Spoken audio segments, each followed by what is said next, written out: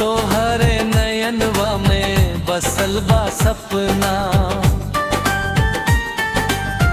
तो हरे बिना लागे सुनाई अपना। दिलवा रोज तो हैरान पुकारे, याद तो हर पल हमके मारे। मोहब्बत हंसावेला, मोहब्बत रुआवेला, दिल के हर धड़कन में तोहरे बसावेला। काबो लगे अपना, काबो दूर हो जाला, प्यार के दर्द दिलवा ना भुला पाला।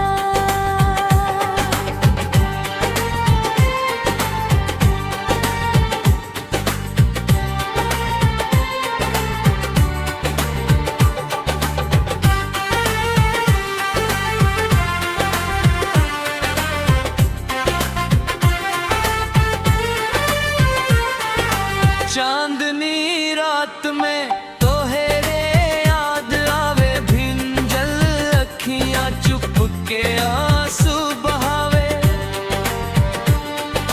रब से बस इतने दुआ हम मांगी, जन्म जन्म तक तू ही साथ रही।